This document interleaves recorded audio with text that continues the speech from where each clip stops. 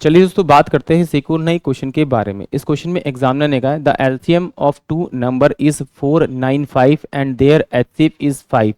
If the sum of the number is 100 then their difference is, यानी examiner ने क्या कहा, दो नंबर है, उन दोनों का एलसीएम यानी लघुत्तम समापवर्तक क्या मेरे पास में आपका 495 और एचसीएफ यानी महत्तम समापवर्तक है 5, और कह रहा है उन दोनों नंबर का जो सम है यानी योग है वो 100 है, तो उनका डिफरेंस पूछा है।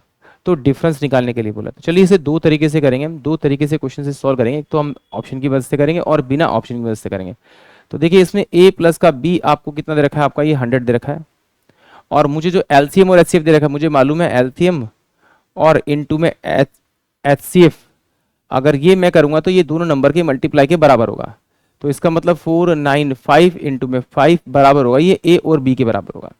पक्की बात है ही होगा। तो सिंपल सी बात है, a प्लस का b 100 दे रखा है, मैं ऑप्शन ए से मान लेता हूं कि a माइनस का b जो होगा वो मेरा 10 होगा। इन दोनों को जब मैं ऐड करूंगा तो ये वाली वैल्यू मेरी कट जाएगी, तो 2a बराबर में 110 आएगा, इस 2 से मैं इसको काटूंगा तो ये मेरे पास में 55 आएगा। तो a की वैल्यू 55 आ गई। अब a की वैल्यू मैं यहाँ पर रखूंगा तो उधर जाके 55 माइनस होगा, तो b की वैल्यू मेरे पास कितनी आ जाएगी आपकी 45।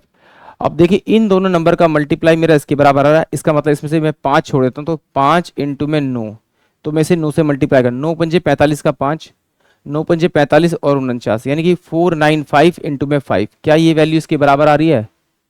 यस आ रही है, यानी कि ऑप्शन ए जो है वो इस क्वेश्चन के लिए करेक्ट होगा।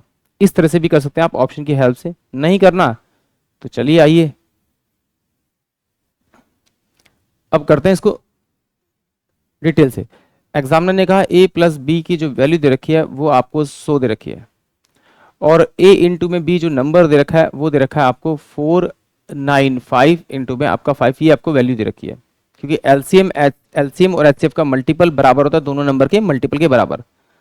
तो क्या मैं इसका स्क्वायरिंग बोर्ड साइड कर सकता हूँ, क्योंकि मैं डायरेक्ट फॉर्मूला भी लिख सकता हूँ लिखने को, तो बट इसको सॉल्व कर देते हैं एक बार।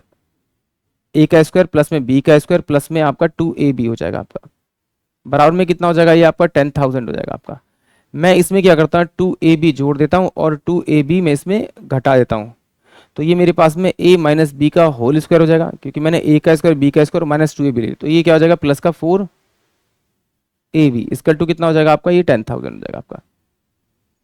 तो a माइनस बी का होल स्क्वायर बराबर में हो जाएगा ये 10,000 माइनस का 4, और ab की वैल्यू क्या मेरे पास में ये है आपकी, तो इंटू में 495 इंटू में 5, तो जब इसको मल्टीप्लाई करेंगे तो ये 5 चौक 20, ये 20 हो जाएगा मल्टीप्लाई करने पर।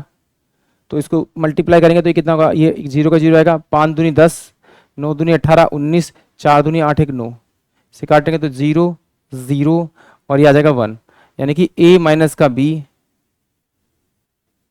होल स्क्वायर बराबर आ रहा है आपके 100 के। तो a माइनस का b क्या हो जाएगा, ये उधर जाके अंडर रूट में चल जाएगा, तो इसको 100 को मैं 10 इंटू 10 लिख सकता हूँ, यानी रूट से बाहर जो वैल्यू आएगी वो 10 आएगी, यानी कि ऑप्शन जो ए होगा वो इस क्वेश्चन के लिए करेक्ट होगा। आई होप आप सभी क्वेश्चन समझ में आया होगा।